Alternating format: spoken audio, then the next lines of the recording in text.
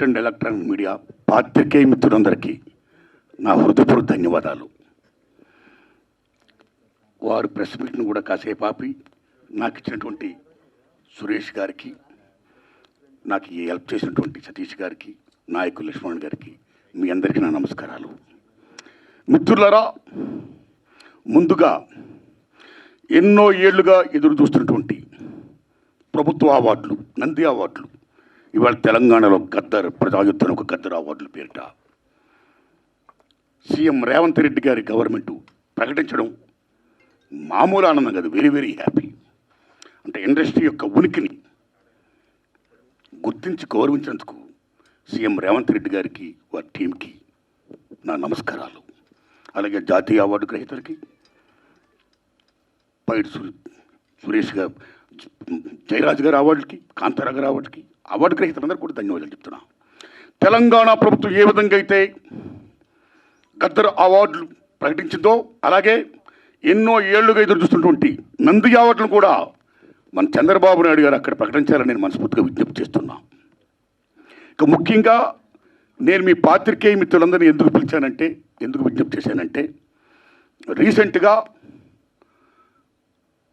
Industry మొత్తం percentage కావాలని maximum above 80% అనే ఇష్యూ మీద చర్చలు జరుపుతూ both producer council and film chamber అనేక చర్చలు జరుపుతూ కొనసాగిస్తున్న దశలో ఎప్పుడు చర్చలు ఫలప్రదం అవుతాయా, ఎప్పుడు సినిమా ఇండస్ట్రీలో పర్సెంటేజ్ సిస్టమ్ వస్తుందా అని ఎదురు చూస్తే నాలాంటి సగటు నిర్మాతలందరికీ కూడా తీరని విఘాతం జరిగింది. ఈ మధ్య రీసెంట్గా ఒక విషయం ఏంటంటే, హరిహరి వీరమల్లు అనే సినిమాని ఆపడం కోసమే జూన్ 1 నుంచి బంద్ ప్రకటిస్తున్నారు పర్సెంటేజ్ కానీ ఇవ్వకపోతే అనే మాట రావడం అనేది చాలా దుర్మార్గం. It's a trash.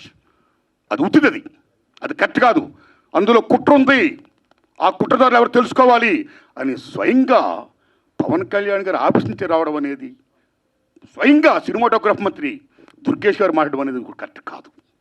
ఎందుకంటే మిత్రులారా, ప్రొడ్యూసర్ కౌన్సిల్ కానీ, ఫిల్మ్ ఛాంబర్ కానీ, అది సినిమా పరిశ్రమ పాలనా సంస్థలు, ఆ రెండు సంస్థలు కూడా బంద్ ప్రకటిస్తామని ఇప్పుడు చెప్పలా. డిసిషన్స్ ఆర్ గోయింగ్ ఆన్ అని చెప్పారు వాళ్ళు.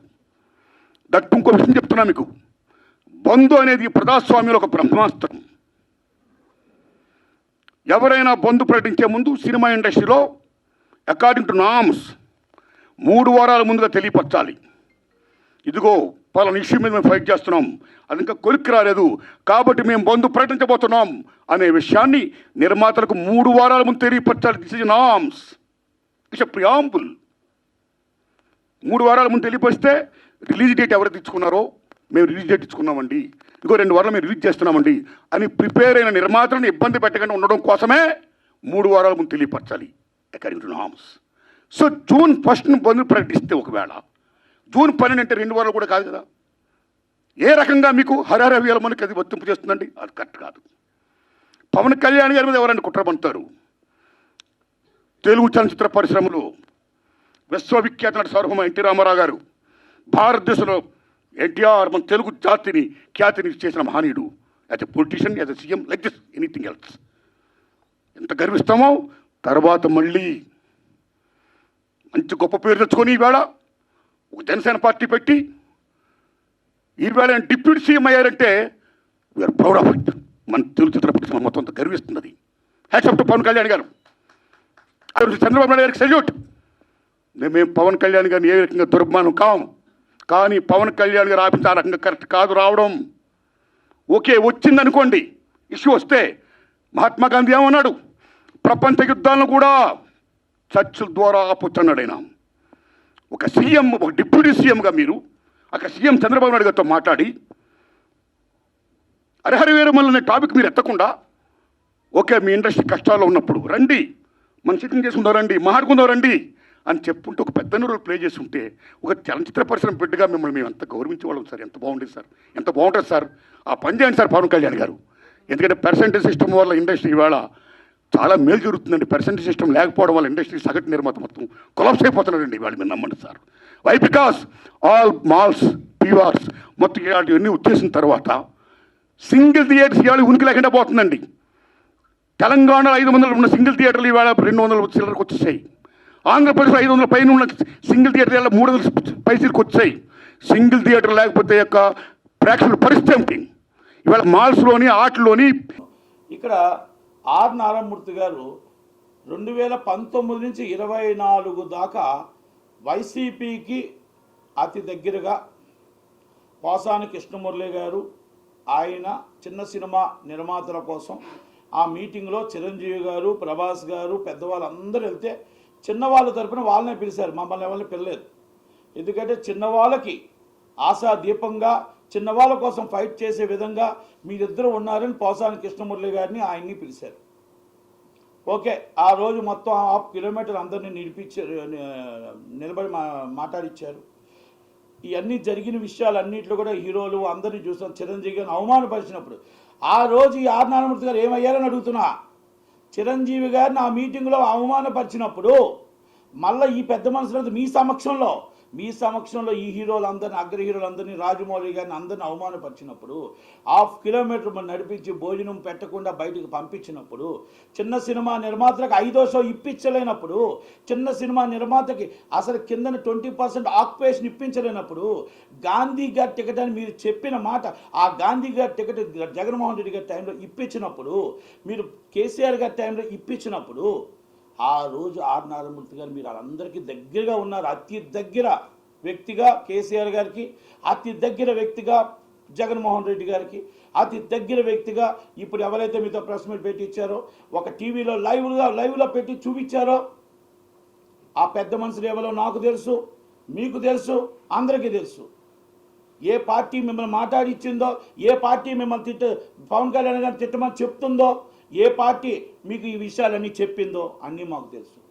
రాజకీయాలు చేద్దామంటే రాజకీయాలు చేయొచ్చు, కానీ మీరు ఎగ్జిక్యూటివ్ ఏంటి ప్రాబ్లమో మీకు తెలియదు. మీరు సినిమా ఏం తీస్తున్నారు, ఎలా తీస్తున్నారు, మీరు ఏ సినిమా మీరు పర్సంటేజ్ వేస్తున్నారా, రెంట్లు వేస్తున్నారా? మీరు వేసిన సినిమాలన్నీ దిల్ రాజు గారే డిస్ట్రిబ్యూషన్ చేశారు కదా, మరి ఆయన రెంట్లు వేసాడా, పర్సంటేజ్ చేశాడా? ఎగ్జిక్యూటివ్గా మేము అడుగుతున్నాం మిమ్మల్ని.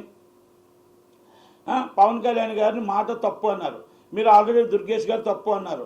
ఓకే, పాప్కార్న్లు మీ కమ్యూనిస్టు భావాలు, చిన్నవాళ్ళ కోసం ప్రాణం పెడతారు, చిన్నవాళ్ళ కోసం ప్రెస్ మీట్ పెట్టారు, చిన్నవాళ్ళ కోసం నడిపించారు, బ్రహ్మాస్త్రం అని అన్నారు మీరు బంద్ కోసం.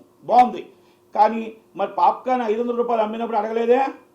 350 రూపాయలు కోక్ అడుగుతున్నప్పుడు అడగలేదే? మీరు సమోసా 170 రూపాయలు అడగలేదే?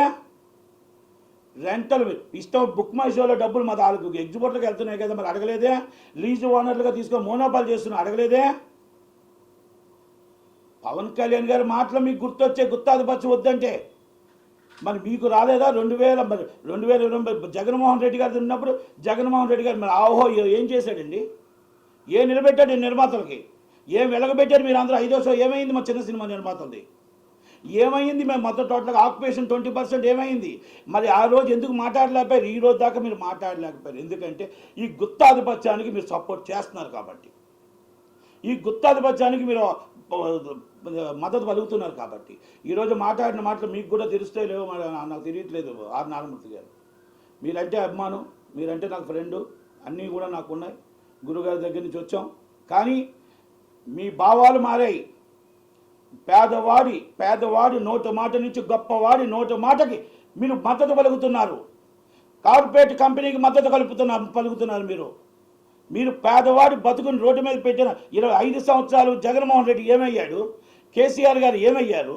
మరి వీళ్ళంతా ఏమయ్యారు? ఇప్పుడు మరి క్యాంటీన్లు కానీ ఇంకోటి మీరు ఎవరికి మద్దతు పలుకుతున్నారో, ఎవరైతే గుత్తాధిపత్యాన్ని మద్దతు పలుకుతున్నారో, మరి ఆ పరిస్థితుల్లో ఈరోజు తీసుకొచ్చిన వాళ్ళందరికీ మీరు మద్దతు పలుకుతూ మీతో ఎవరు ప్రెస్ మీట్ మాట్లాడించారో, ఏం చేశారో మాకు అన్నీ తెలుసు.